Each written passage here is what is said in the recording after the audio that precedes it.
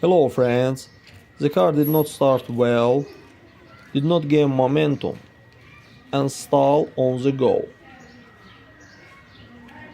The reason was in the microfilter. Friends, but before starting the video, subscribe to our channel, put like, and don't forget to put a bell so as not miss new video on the channel.